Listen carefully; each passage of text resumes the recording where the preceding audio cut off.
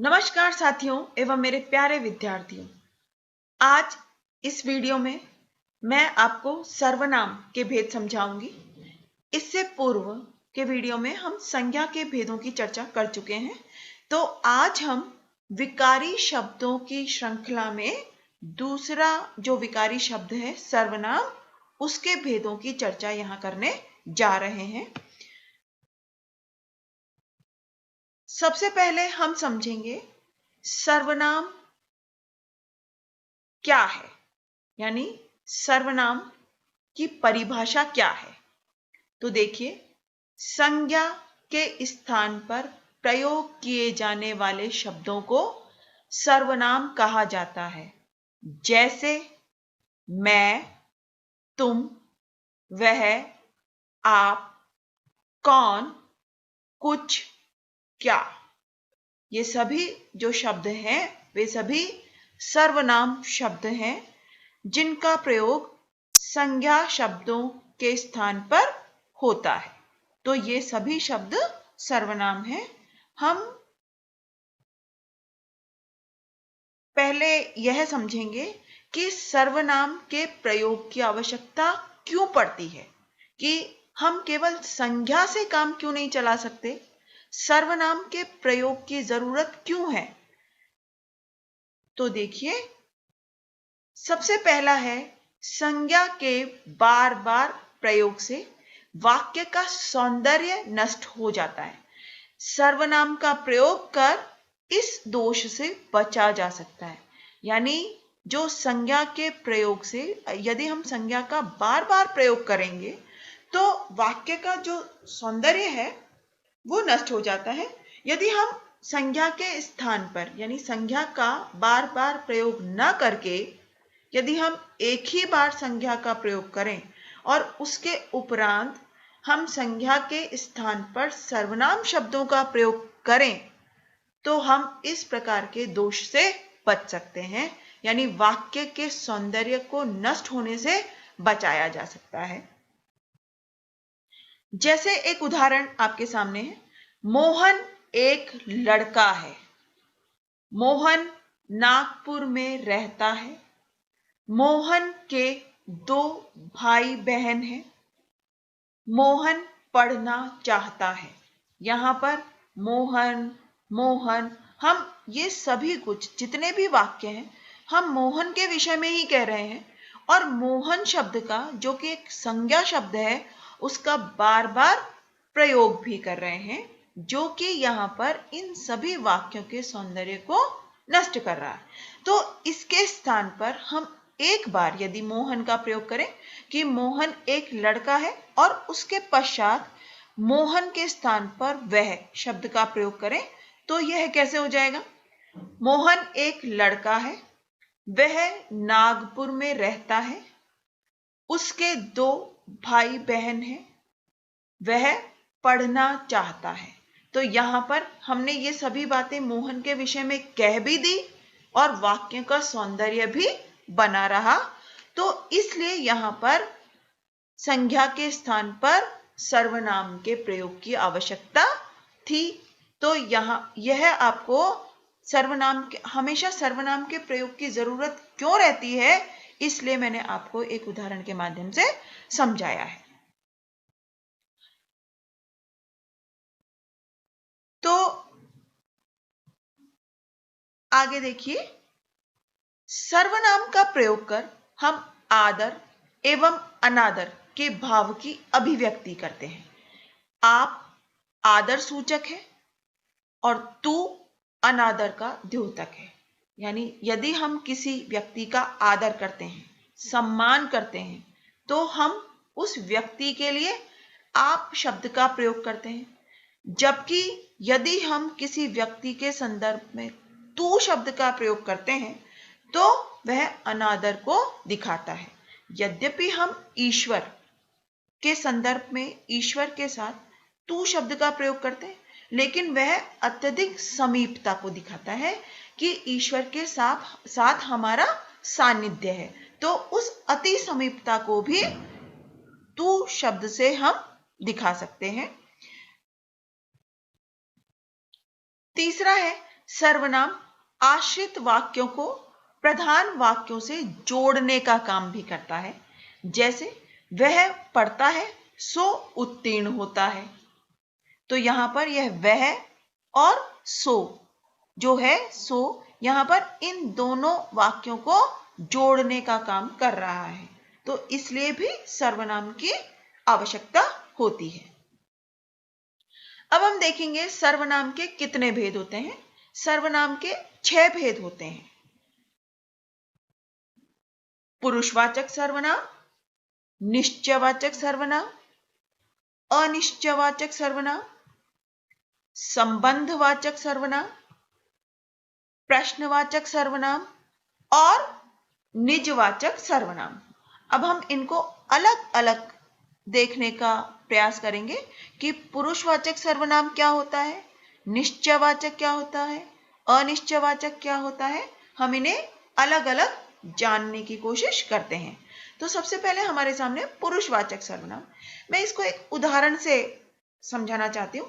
देखिए, बच्चों, आज मैं तुम्हें भारत के प्रथम प्रधानमंत्री पंडित जवाहरलाल नेहरू के विषय में बताऊंगी। वे बच्चों से बहुत प्यार करते थे।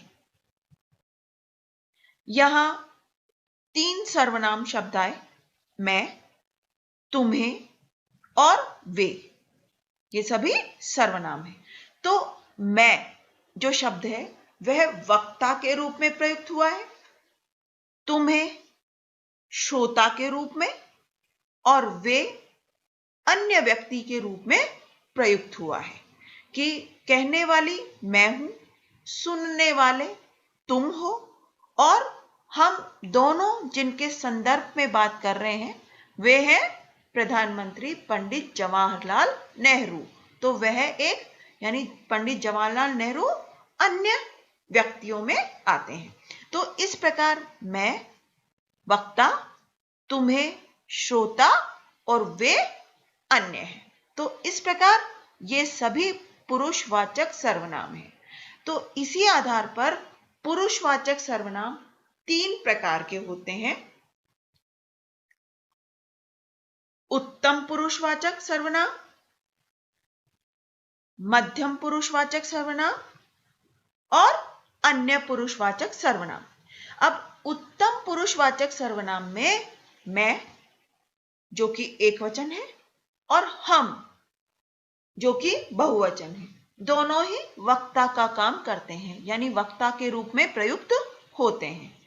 मध्यम पुरुषवाचक सर्वनाम में तुम और आप श्रोता के रूप में है और अन्य पुरुषवाचक में वे जो कि बहुवचन है और वह जो कि एकवचन है अन्यों की श्रेणी में आते हैं, अन्य के रूप में प्रयुक्त होते हैं, अतः अन्य पुरुषवाचक सर्वनाम है। अब हम पुरुषवाचक सर्वनाम की सारणी देखेंगे कि उत्तम पुरुष में कर्ता के रूप में प्रयुक्त होते हैं मैं, मैंने, हम, हमने। मैं, मैंने ये एकवचन है, हम, हमने यह बहुवचन है। यह इसका कर्म में प्रयोग होता है मुझे, मुझको एकवचन में, हमें, हमको बहुवचन में। इसका संबंध वाचक है मेरा एकवचन में और हमारा बहुवचन में। ये सभी उत्तम पुरुष वाचक सर्वनाम है।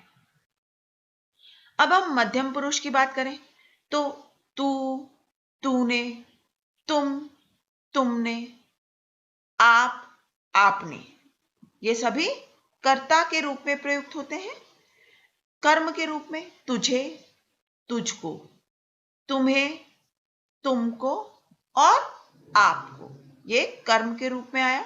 और संबंध कारक के रूप में तेरा, तुम्हारा और आपका। अन्य पुरुष में देखिए वह, उसने एकवचन हो गया, वह का बहुवचन बना वे और उसने का बहुवचन बना उन्होंने। तो ये कर्ता के रूप में प्रयुक्त हो गए। कर्म है इनका उसे, उसको एकवचन हुआ, उन्हें, उनको बहुवचन हुआ, और संबंध कारक में उसका एकवचन और उनका बहुवचन के रूप में प्रयुक्त हुआ। तो इस प्रकार पुरुषवाचक सर्वनाम में पुरुषवाचक सर्वनाम 3 प्रकार का होता है: उत्तम पुरुषवाचक, मध्यम पुरुषवाचक और अन्य पुरुषवाचक। दूसरा प्रकार है निश्चयवाचक सर्वनाम। परिभाषा देखते हैं। वे सर्वनाम शब्द जो किसी व्यक्ति, वस्तु या घटना का निश्चित रूप से बोध करवाते हैं, उन्हें निश्चयवाचक सर्वनाम कहते हैं। जैसे वह मेरा घर है। वह यानी हम वह शब्द का प्रयोग कर रहे हैं। इसका तात्पर्य है कि हम निश्चित रूप से यह जानते हैं कि वह मेरा घर है। यहां पर यह लाना जरा यानी यह किसी विशेष वस्तु की तरफ संकेत करता है कि यही वस्तु लानी है, तो उसमें भी निश्चित वस्तु का बोध करवा रहा है, इसलिए यहां पर यह निश्चयवाचक सर्वनाम है।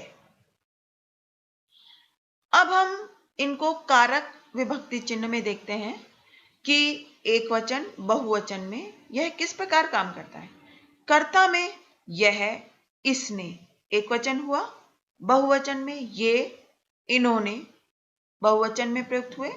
इसी प्रकार वह, हमने अपने पूर्व की इसमें स्लाइड में आपको दिखाया था कि वह और यह दोनों ही शब्द निश्चयवाचक सर्वनाम के रूप में प्रयुक्त होते हैं। तो इनका प्रयोग किस किस प्रकार से, कारक या विभक्ति चिन्हों में किस प्रकार से इनका प्रयोग होता है, यह मैं आपको इस स्लाइड में दिखा रही हूं। कर्ता के रूप में इनका प्रयोग यह, इसने, बहुवचन में ये, इन्होंने के रूप में होता है। वह शब्द का प्रयोग, क्षमा कीजिए, यह एकवचन है, तो एकवचन के रूप में वह, उसने होता है, और वही बहुवचन के रूप में वे, उन्होंने होता है। कर्म जिसका विभक्ति चिन्ह है को, तो एकवचन में उसका प्रयोग हुआ इसे, इसको, बहुवचन में उसका प्रयोग हुआ इन्हें, इनको, और इसी प्रकार वह शब्द का एकवचन में प्रयोग होगा उसे, उसको, और बहुवचन में कर्म कारक के रूप में उसका प्रयोग हुआ उन्हें, उनको। करण कारक जिसका विभक्ति चिन्ह से है और के द्वारा है, तो इसका एक वचन के रूप में प्रयोग हुआ इससे, इसके द्वारा, और बहुवचन के रूप में इसका प्रयोग हुआ इनसे, इनके द्वारा। वह शब्द का एक वचन के रूप में करण कारक में जब हम प्रयोग करेंगे तो कहेंगे उससे, उसके द्वारा, और बहुवचन में उनसे, उनके द्वारा। संप्रदान जिसका विभक्ति चिन्ह है के लिए, जब इसका प्रयोग हम यह के लिए करेंगे तो करेंगे इसके लिए, यह एक वचन हुआ, और बहुवचन में इसका प्रयोग होगा इनके लिए।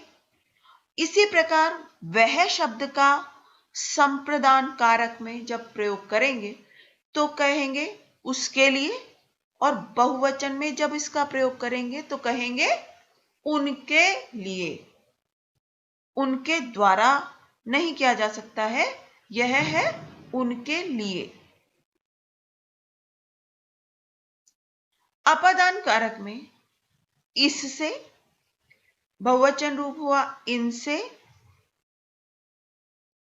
वह शब्द का एक वचन हुआ उससे, और बहुवचन रूप हुआ उनसे। इसी प्रकार संबंध जिनके विभक्ति चिन्ह है का, के, की, इसका एक वचन में प्रयोग हुआ इसका, इसकी, इसके, बहुवचन में हुआ इनका, इनकी, इनके। वह शब्द का संबंध कारक में प्रयोग करेंगे तो होगा उसका, उसकी, उसके, और बहुवचन के रूप में होगा उनका, उनकी और उनके। अधिकरण कारक में जब हम इसका प्रयोग करेंगे तो में, जैसा कि अधिकरण कारक का विभक्ति चिन्ह है में और पर, तो इसमें भी जब हम यह शब्द को अधिकरण कारक के रूप में प्रयुक्त करेंगे तो वह एक वचन में होगा इसमें और इस पर, बहुवचन के रूप में होगा इनमें और इन पर। इसी प्रकार जब हम वह शब्द को अधिकरण में प्रयुक्त करते हैं तो उसका एक वचन बन जाता है उसमें और उस पर, और बहुवचन बन जाता है उनमें और उन पर। इस प्रकार यह पूरी सारणी बन जाती है जिसका प्रयोग निश्चयवाचक सर्वनाम में किया जाता है। तीसरा प्रकार देखिए, अनिश्चयवाचक सर्वनाम।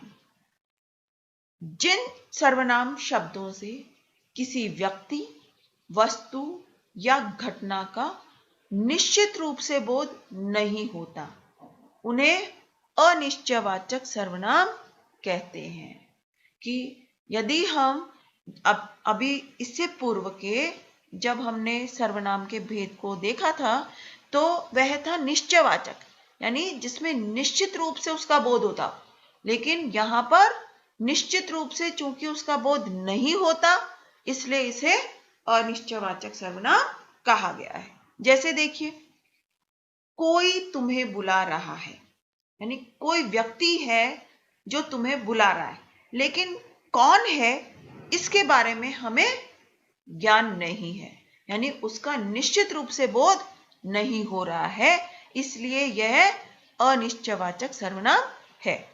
इसी प्रकार बात में कुछ तो दम है, यहां पर यह कुछ शब्द से निश्चित रूप से कुछ भी बोध नहीं हो रहा है, इसलिए यह शब्द भी अनिश्चयवाचक सर्वनाम है। अब हम इसकी भी सारणी देखते हैं कि किस प्रकार से इसका प्रयोग हुआ है। कर्ता कारक में एक वचन और बहुवचन में इसका प्रयोग किस प्रकार हुआ है, तो इस प्रकार हम कारक और उसके विभक्ति चिन्हों के हिसाब से देखेंगे कि एक वचन में उसका प्रयोग, कोई का प्रयोग कैसे होगा। तो आप देखिए, कर्ता कारक में एक वचन में उसका प्रयोग होता है कोई या किसी ने। किसी ने यह किया है, यानी इस काम को किया गया है, लेकिन किसी के द्वारा किया गया है। अब किसने यह काम किया, यह बात हमें निश्चित रूप से ज्ञात नहीं है, तो कर्ता कारक में यह आया कोई या किसी ने। बहुवचन में जब यह होगा तो कोई और किन्होंने। कर्म कारक में जब हम देखेंगे, जैसा कि आपको ज्ञात हुआ कि इसका विभक्ति चिन्ह, कर्म कारक का विभक्ति चिन्ह है को, तो एक वचन में जब यह प्रयुक्त होगा तो होगा किसी को, और बहुवचन में जब होगा तो उसका प्रयोग होगा किन्हीं को। इसी प्रकार करण, जिसके विभक्ति चिन्ह है से और के द्वारा, तो हुआ किसी से, किसी के द्वारा, यानी किसी के द्वारा यह कार्य किया गया है। और बहुवचन में उसका प्रयोग हुआ किन्हीं के द्वारा, यानी किन्हीं के द्वारा यह कार्य किया गया है। तो यहां पर हम निश्चित रूप से कुछ भी नहीं कह रहे हैं, वरन किसी ने काम किया है, लेकिन हम निश्चित तौर पर कुछ कह नहीं सकते। संप्रदान में के लिए, जो कि इसका विभक्ति चिन्ह है संप्रदान कारक का, तो प्रयोग होगा किसी के लिए। मैंने यह कार्य किया, किसी के लिए किया, यानी एक किसी पर्टिकुलर पर्सन के लिए नहीं किया, किसी व्यक्ति विशेष के लिए नहीं किया, इससे व्यक्ति विशेष की जानकारी नहीं मिलती है, बस किसी के लिए किया। और बहुवचन में यह प्रयोग होगा किन्हीं के लिए। इसी प्रकार आपादान, जिसका विभक्ति चिन्ह है से, तो एक वचन में जब उसका प्रयोग होगा तो होगा किसी से, और बहुवचन में जब होगा तो उसका प्रयोग होगा किन्हीं से। संबंध कारक में किसी का, किसी के और किसी की। यह वस्तु किसी की है। अब किसी की है यानी एग्जैक्टली किसकी है यह हमें नहीं पता, लेकिन किसी की तो है, जब हम ऐसा कह रहे हैं तो वह अनिश्चयवाचक सर्वनाम होता है। तो यह हम एक वचन के लिए प्रयोग कर रहे हैं, और जब उसी का बहुवचन के लिए प्रयोग किया जाएगा, बहुवचन में प्रयोग किया जाएगा, तो हम कहेंगे किन्हीं का, किन्हीं के और किन्हीं की। इसी प्रकार देखिए अधिकरण में, यानी अधिकरण कारक के विभक्ति चिन्ह है में और पर। तो यह एक वचन में जब प्रयुक्त होगा तो होगा किसी में और किसी पर। बहुवचन में जब इसका प्रयोग होगा तो होगा किन्हीं पर।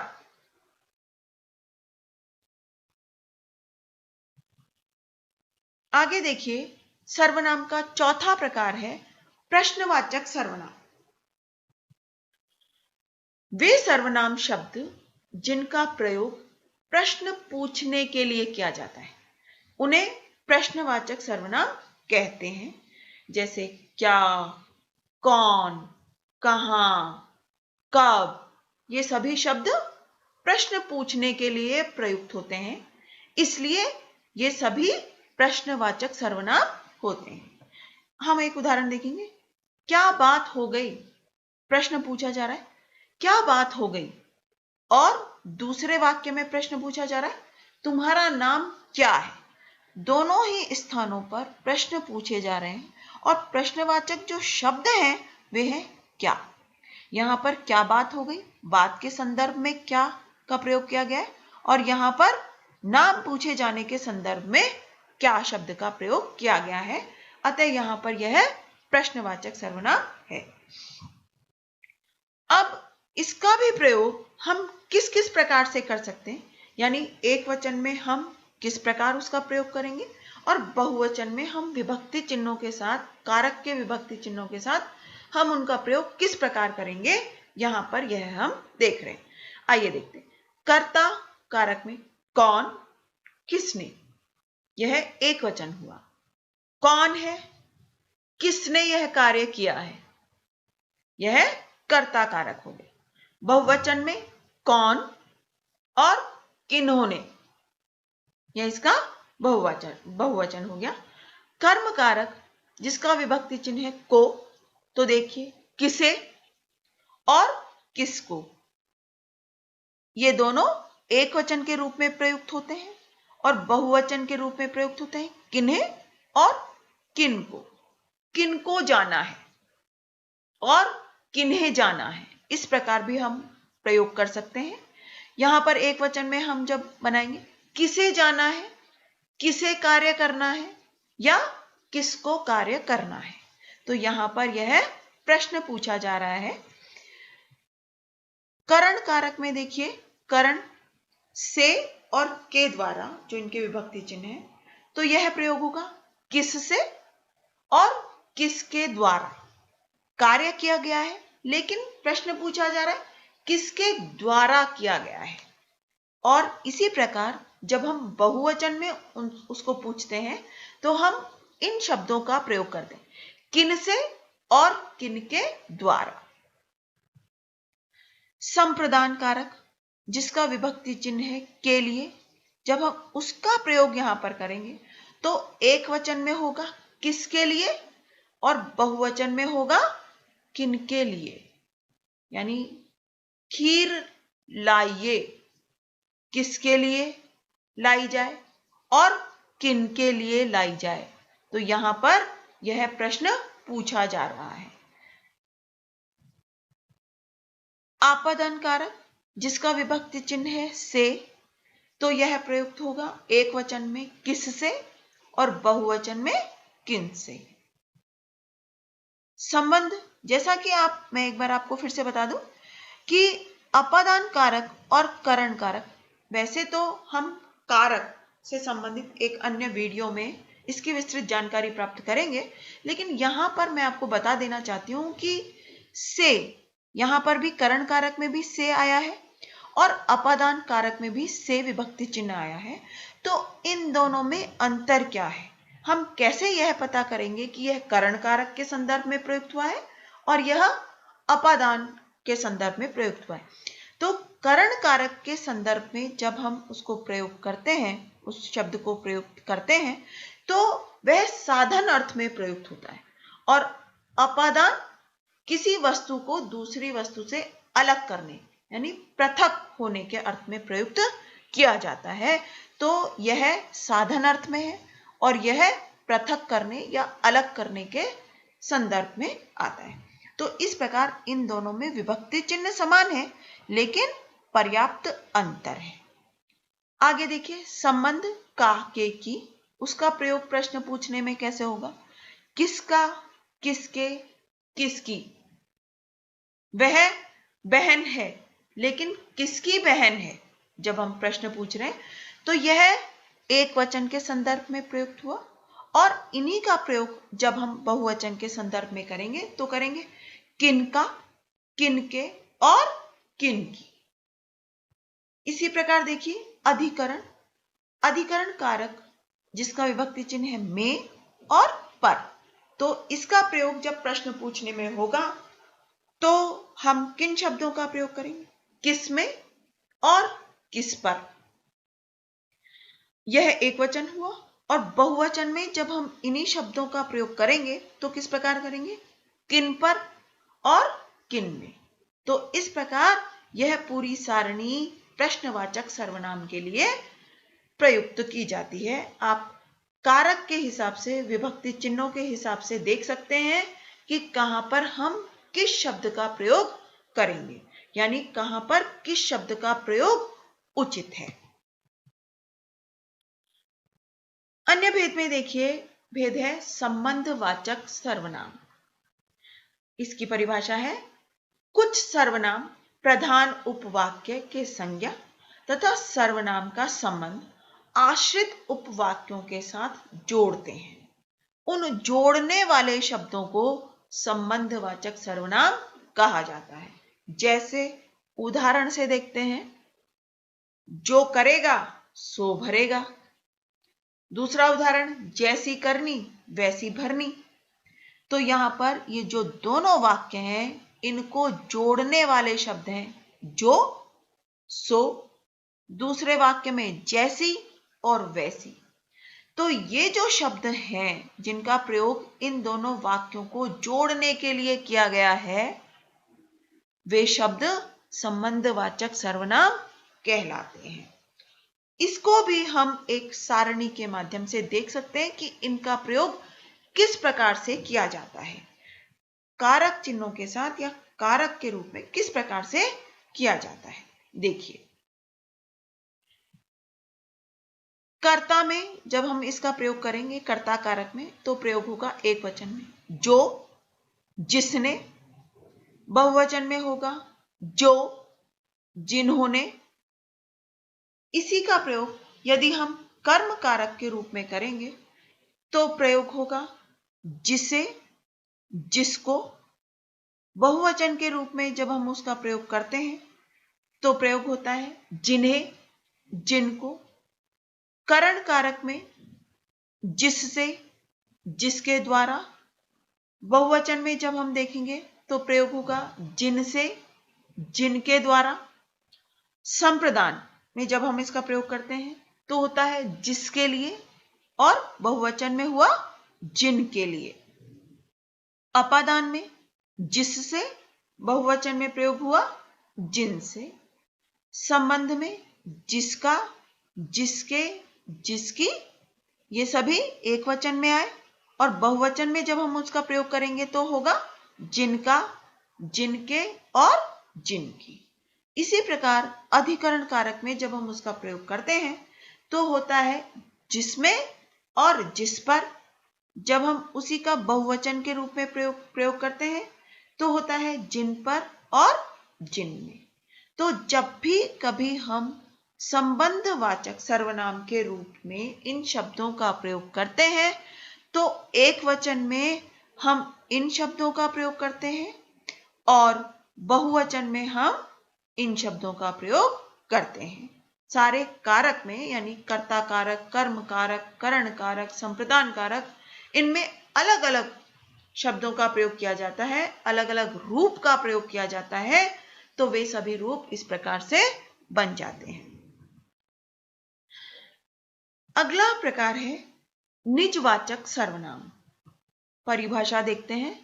जिन सर्वनामों का प्रयोग खुद या स्वयं के लिए किया जाता है उन्हें निजवाचक सर्वनाम कहा जाता है। जैसे उदाहरण से देखते हैं, मैंने स्वयं ही कार्य पूरा कर लिया। यह पहला वाक्य है जिसमें जो करने वाला है यानी कर्ता, जो वक्ता है, वह अपने संदर्भ में कह रहा है कि यह कार्य मैंने स्वयं ही पूरा कर लिया, यानी मेरे द्वारा ही यह कार्य कर लिया गया है। तो जब इस प्रकार के शब्द का प्रयोग होता है तो वह निज शब्द का अभिप्राय ही होता है अपना। तो ऐसे शब्द जो कि अपना अर्थ देते हैं वे सभी शब्द निजवाचक सर्वनाम कहलाते हैं। तो अब दूसरा उदाहरण देखिए। स्वावलंबी लोग अपने आप पर भरोसा रखते हैं। एक अन्य उदाहरण है, तुम्हें सारे प्रश्न खुद ही हल करने होंगे, यानी इसका अभिप्राय भी यह हुआ अपने आप करने होंगे। तो इस प्रकार स्वयं, अपने आप और खुद, ये तीनों शब्द निजवाचक सर्वनाम में प्रयुक्त होते हैं, क्योंकि यह अपने बारे में कथन किए, यानी इन शब्दों के द्वारा अपने बारे में कथन किया जाता है। तो इस प्रकार हमने सर्वनाम के आज 6 भेद देखे और 6 भेदों की हमने विस्तृत जानकारी प्राप्त की है। तो आज के वीडियो में बस इतना ही। यदि आपको यह वीडियो पसंद आया हो तो इसे लाइक करना न भूलें। इस चैनल को सब्सक्राइब अवश्य करें और अपने कमेंट्स भी जरूर लिखें। धन्यवाद।